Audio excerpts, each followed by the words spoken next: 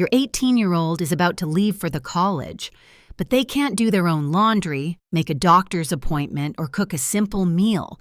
They panic when faced with basic decisions and call you 5 times a day to ask what they should do. You thought you were being a good parent by helping them with everything, but now you're realizing you may have done too much. Here's the harsh reality. You've accidentally raised a dependent adult who isn't prepared for the real world. What if I told you that the most loving thing you can do for your child isn't protecting them from every difficulty, solving all their problems, or making life easier? Research from the University of Minnesota shows that children who are given age-appropriate responsibilities and independence from an early age develop better problem-solving skills, higher self-esteem, and greater life satisfaction than their overhelped peers. But here's the problem. Modern parenting culture has confused love with service. We tie their shoes because it's faster. We complete their science projects because we want them to get good grades. We fight their battles with teachers and coaches because we can't stand to see them struggle. And in the process, we're sending them a devastating message. I don't believe you're capable of doing this yourself. Today, I'm going to reveal the surprising truth about independence that goes against everything you've been told about good parenting. You'll discover the exact ages when children should be doing specific tasks for themselves. Learn why your helpful instincts are actually harmful, and get a step-by-step framework for gradually releasing control while still providing the support your child needs. If you're ready to raise a child who can handle adult life with confidence and competence, make sure to hit that subscribe button and turn on notifications. We share research-based parenting strategies every week that prepare your children for real-world success, not just academic achievement. The foundation of independence starts much earlier than most parents realize. From the moment your baby begins reaching for objects, they're expressing their drive for autonomy. This biological impulse to do things independently is hardwired into human development. Toddlers who insist, "me do it," aren't being difficult. They're following their developmental programming to become self-sufficient. But somewhere along the way, many parents begin to override this natural drive. We rush through routines because we're late. We take over tasks because children do them imperfectly. We prevent struggles because we can't tolerate watching them fail. Each time we do this, we chip away at their confidence and competence. The cost of overparenting shows up later in ways that surprise and alarm us. College counselors report skyrocketing rates of anxiety and depression among students who can't handle basic life challenges without parental intervention. Employers complain about young workers who lack problem-solving skills and can't function without constant direction. These aren't character flaws. They're the predictable result of childhoods where independence was never cultivated. The good news is that it's never too late to start building independence, whether your child is 2 or 17, but it requires fundamentally shifting how you see your role as a parent. The framework for raising independent children has 3 core principles. First, never do for a child what they can do for themselves. Second, teach the skill. Then step back and let them practice. Third, allow natural consequences to be the teacher whenever safety isn't at risk. These principles sound simple, but implementing them requires constant vigilance against your helpful impulses. Let's break down age-appropriate independence expectations so you know exactly what your child should be doing at each stage. For toddlers ages 1 to 3, independence looks like self-feeding even when it's messy, choosing between 2 outfits you've pre-selected, putting toys in bins during cleanup time, and carrying their own small backpack. These seem like tiny things, but they're building the neural pathways for "I am capable." At this age, your job is to create an environment where independence is possible. Use child-height hooks for coats, step stools for bathroom sinks, and accessible storage for toys and snacks. When your 2-year-old insists on putting on their own shoes, even though it takes 10 minutes and they're on the wrong feet, let them. The time you invest now in allowing slow, imperfect independence pays massive dividends later. For preschoolers ages 3 to 5, increase expectations significantly. They should dress themselves completely, brush their own teeth with your supervision, make simple snacks like spreading peanut butter, set the table with unbreakable dishes, and help with basic chores like sorting laundry or wiping counters. They should also begin making simple decisions: which activity to do at the park, what book to read before bed, or whether they need a jacket. The key at this age is resisting the urge to redo their work. Yes, their bed will be lumpy, and their toothbrushing technique imperfect. Do spot checks and teach improvements without taking over completely. When you remake their bed or rebrush their teeth every time, you communicate that their effort wasn't good enough, which discourages future attempts at independence. For early elementary ages, 6 to 8, children should manage their own morning routine with minimal prompting, pack their own school bag and lunch, complete homework independently with you available for questions, care for a pet with reminders, and handle basic hygiene completely independently. They should also start doing regular household chores like taking out trash, loading the dishwasher, or vacuuming their room. This is the age where parents often struggle most because academic pressure increases, and it's tempting to overmanage homework and projects. Resist this urge. Your child's homework belongs to them, not you. If they forget their lunch or leave homework at home, let them experience the natural consequence. One forgotten lunch teaches far more than 100 reminders ever could. For older elementary ages 9 to 12, independence should expand to include cooking, simple meals, doing their own laundry, managing an allowance or earning money, getting themselves up with an alarm clock, making their own appointments for haircuts or activities, and handling conflicts with peers and teachers without your immediate intervention. They should have regular chores that contribute meaningfully to the household, not just cleaning their own space. This age group can also begin taking public transportation in safe areas, staying home alone for short periods, and making plans with friends without your involvement in every detail. Many parents find this terrifying, but children who aren't given these opportunities for independence become teenagers who lack basic life skills and decision-making abilities. The biggest mistake parents make at every age is confusing independence with abandonment. Building independence doesn't mean you're not involved or supportive. It means your involvement shifts from doing for them to teaching them how, and then stepping back to let them practice while you remain available for guidance. For teenagers ages 13 to 18, independence should look dramatically different from the earlier years. They should manage all their personal care, hygiene, and medical needs, including scheduling their own appointments and refilling prescriptions. They should do their own laundry completely, cook full meals for the family regularly, manage their own money, including saving for goals, and handle all their own academic responsibilities without your monitoring. Teenagers should also navigate their own social conflicts, advocate for themselves with teachers and coaches, research and apply for jobs or volunteer positions, and make increasingly important decisions about their time, activities, and future plans. By age 16 or 17, your role should be purely consultative. They come to you for advice when needed, but you're not managing their daily life. This is where many parents panic because the stakes feel higher. But here's the truth. If your teenager hasn't been practicing independence throughout childhood, expecting them to suddenly have these skills at 18 is unrealistic and unfair. Independence is built gradually through thousands of small experiences, not granted suddenly when they reach legal adulthood. Now let's address the common obstacles that prevent parents from fostering independence. The first obstacle is time pressure. It's genuinely faster to tie your child's shoes, pack their lunch, or complete their forgotten homework than to let them handle it themselves. But this short-term efficiency creates long-term dependence. You have to ask yourself, would you rather save 5 minutes now or raise a capable adult? Build extra time into routines so your child can do things themselves without creating stress. If getting ready for school takes 30 minutes when you do everything, allow 45 minutes for them to do it independently. The time investment in the early years pays off exponentially when you have a teenager who functions independently.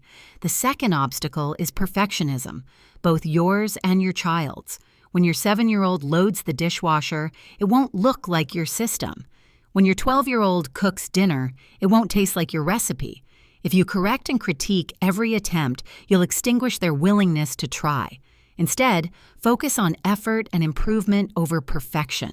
Teach your child that good enough is often actually good enough. The towels don't need to be folded exactly right. The homework doesn't need to be your vision of perfect. Unless something is genuinely unsafe or harmful, let their way be acceptable even if it's not your preferred way. The third obstacle is fear. Fear that they'll fail, get hurt, feel disappointed, or make mistakes with lasting consequences. This fear drives helicopter parenting, where we hover constantly to prevent any negative outcome. But here's what research shows. Children who are protected from all failure and disappointment develop anxiety and depression at much higher rates than children who experience manageable challenges and learn to overcome them. Your job isn't to prevent all pain and failure. Your job is to prepare your child to handle pain and failure when they inevitably occur. Every small failure in childhood, the forgotten homework, the social rejection, the lost item, is practice for handling bigger challenges in adulthood. When you rescue them from these learning experiences, you're stealing their opportunity to build resilience. The fourth obstacle is guilt. Many parents feel guilty when their child struggles with something they could easily do for them. We interpret their frustration as suffering and our helping as love. But struggling is how children build competence and confidence. When you let your child wrestle with a difficult task and finally succeed, you give them the profound experience of, "I did it myself," which builds self-efficacy far more than any praise or reward. Reframe your thinking. Allowing your child to struggle appropriately isn't neglect, it's respect. You're communicating your belief in their ability to figure things out, which is one of the most powerful messages you can send. Let's talk about specific strategies for teaching independence effectively. The first strategy is the I do, we do, you do progression. When introducing any new skill, you first demonstrate it while explaining your process. Then you do it together with your child taking increasing responsibility. Finally, they do it independently while you're available for questions. This scaffolded approach builds competence without overwhelming them. For example, teaching laundry. First, you do a load while talking through the steps, sorting colors, measuring detergent, selecting settings. Next, they help you with several loads, gradually taking over more of the process. Finally, they do their own laundry completely while you're home to answer questions if needed. This method works for everything from tying shoes to managing money. The second strategy is using natural consequences as your teaching partner. Natural consequences are what happens automatically when we make certain choices, without parental intervention. If your child forgets their lunch, they're hungry. If they don't do homework, their grade suffers. If they lose their toy, it's gone. These consequences teach far more effectively than any lecture or punishment you could impose. The key is staying calm and empathetic when natural consequences occur. Don't say "I told you so" or use it as an opportunity to lecture. Simply acknowledge you forgot your lunch and you're hungry. That's really uncomfortable. What might you do differently tomorrow? This keeps the focus on their learning rather than your being right. The third strategy is problem-solving conversations instead of problem-solving for them. When your child comes to you with a problem, resist the urge to immediately offer solutions. Instead, ask questions. What have you tried already? What are some options you can think of? What do you think might work best? What would happen if you chose each option? These questions develop their critical thinking and decision-making abilities. Even when they come up with solutions you know won't work perfectly, let them try when the stakes aren't too high. Sometimes the best learning comes from implementing a plan, discovering it doesn't work, and then adjusting. This trial and error process is essential for developing good judgment. The fourth strategy is creating systems that support independence rather than requiring constant parental involvement. Use visual checklists for morning routines, labeled bins for organizing belongings, and regular family meetings to discuss schedules and responsibilities. These systems make independence achievable without you having to remind, nag, or manage constantly. For younger children, picture charts showing the steps of their routine help them manage themselves. For older children, shared family calendars and clear expectations about chores and responsibilities create structure without micromanagement. The goal is for the system to remind them, not you. Now let's address what to do when children resist independence. Some children actually prefer being helped because it's easier, or because they've learned that helplessness gets them attention and service. When your 8-year-old claims they can't make their own sandwich, or your 14-year-old says they don't know how to do laundry despite being taught multiple times, you're dealing with resistance that needs a firm but loving response. First, acknowledge their feeling without giving in. I know it feels easier when I do it for you and you're capable of doing this yourself. Then hold the boundary. I'm not making your lunch anymore. If you need help remembering how, I'm happy to walk you through it once more. But then this is your job. Expect that they may choose to go hungry, wear dirty clothes, or face other consequences in the short term while testing whether you really mean it. Stay consistent. 1 or 2 experiences with natural consequences usually shifts their behavior quickly. Don't rescue them from the consequences of their choice not to do things independently. Some resistance comes from genuine anxiety about making mistakes or not doing things perfectly. For these children, lower the stakes and increase your encouragement. Break tasks into smaller steps. Celebrate their attempts even when outcomes aren't perfect. Gradually build their confidence through successful experiences with increasingly challenging tasks. If you're realizing that you've been doing too much for your child and they're now behind where they should be developmentally in terms of independence, don't panic. It's never too late to make changes, though the older they are, the more resistance you may encounter initially. The key is being honest about what needs to change and then being consistent with the new expectations. For younger children under 10, simply start implementing age-appropriate responsibilities without a big announcement. They'll adapt relatively quickly because they haven't had as many years of the old pattern. You might say something simple like, "You're getting bigger and more capable, so you're going to start doing some things yourself that I used to help with." Then, matter-of-factly, begin the new expectations with patience for the learning curve. For older children and teenagers, you need a more direct conversation. Acknowledge your role in creating the situation. "I've been thinking about how I've been doing too much for you, and I realize I haven't given you enough chances to be independent. That wasn't fair to you because you need these skills. Starting now, some things are going to change." Then clearly outline the new responsibilities and your expectation that they'll handle them. Expect pushback, especially from teenagers who have become accustomed to being served. They may complain, do tasks poorly at first, hoping you'll take over, or simply refuse. Stay calm and hold firm. The natural consequences will eventually motivate change. If they don't do laundry, they run out of clean clothes. If they don't make lunch, they're hungry. Don't rescue them from the outcomes of their choices. Be prepared for an adjustment period where things feel worse before they get better. Your home might be messier, routines might take longer, and there will be more conflicts as everyone adapts to new expectations. This temporary discomfort is worth it for the long-term benefit of raising a capable, independent person. One crucial aspect of building independence is teaching decision-making skills progressively. Start with low-stakes decisions when children are young and gradually increase the complexity and consequences as they mature. A 3-year-old chooses between 2 snacks. A 7-year-old decides how to spend their allowance. A 12-year-old chooses their extracurricular activities. A 16-year-old decides whether to get a job and how to balance work with school. Each decision they make teaches them about themselves, about consequences, and about how to evaluate options. When they make poor choices, which they inevitably will, resist the urge to immediately impose your judgment. Instead, help them reflect. How did that turn out for you? What would you do differently next time? What did you learn? This reflection process is where the real learning happens.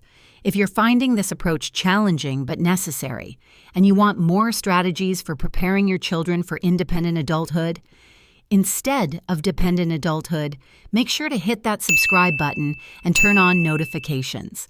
We share practical, research-based parenting advice every week that focuses on long-term outcomes rather than short-term convenience. Another important element is teaching financial independence progressively. Children should understand money management long before they're earning and spending independently. Give age-appropriate allowances and let them make spending decisions, even poor ones. A 6-year-old who spends their entire allowance on a cheap toy that breaks immediately learns more about value and delayed gratification than any lecture could teach. As they get older, gradually transfer more financial responsibility. By high school, teenagers should be managing clothing budgets, paying for their own entertainment, and saving for larger purchases they want. They should understand banking basics, how credit works, and the importance of living within their means.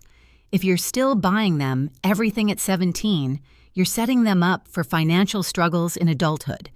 The same progressive approach applies to time management. Young children need help structuring their time, but by middle school, they should be managing their own homework schedule and activities with minimal parental oversight. By high school, they should be completely responsible for their academic work, job responsibilities, and social commitments. If you're still managing their calendar and reminding them of every obligation at 16, they won't suddenly develop these skills at 18. As we wrap up, I want you to understand that raising independent children requires a fundamental shift in how you measure your success as a parent.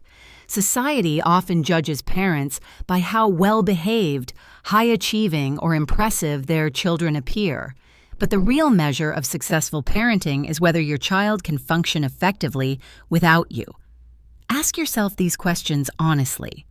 Could my child manage a full day without my involvement? Do they have the skills to handle basic life tasks independently? Can they make decisions, solve problems, and recover from setbacks without my immediate intervention? If you're answering no to these questions and your child is over age 10, it's time to make significant changes. The goal of parenting is to work yourself out of a job. From the moment your child is born, you should be gradually releasing control and responsibility, preparing them for the day when they won't have you to rely on. This doesn't mean you stop being involved or supportive. It means your role evolves from manager to consultant, from doing for them to teaching them how. One of the most profound shifts you can make is changing your language. Instead of, "let me do that for you," say, "let me show you how to do that." Instead of, "I'll handle it," say, "what's your plan for handling this?" Instead of, "you can't do that," say, "that's challenging, but I think you can figure it out." These small linguistic changes communicate your belief in their capability, which becomes their belief in themselves. Remember that independence and connection aren't opposites. They're partners. Children who are encouraged to be independent don't love their parents less or need them less. They simply need them differently. They come to you for guidance rather than rescue, for wisdom rather than solutions, for support rather than service. This creates a relationship based on mutual respect rather than dependence. The research is clear on this. Children who develop strong independent skills have better mental health, higher life satisfaction, more successful careers, and healthier relationships. They're more likely to take healthy risks, pursue their passions, and recover from setbacks. They become adults who contribute to society rather than adults who struggle with basic functioning. But beyond all the research and outcomes, there's something profound about watching your child discover their own capability. The pride on a 4-year-old's face when they tie their shoes independently, the confidence of a 10-year-old who solved a problem on their own, the maturity of a 16-year-old who handled a difficult situation without your involvement. These moments of genuine competence build self-esteem far more effectively than any praise or reward. Your children are more capable than you think they are. They're capable of handling age-appropriate challenges, making decisions, experiencing consequences, and learning from mistakes.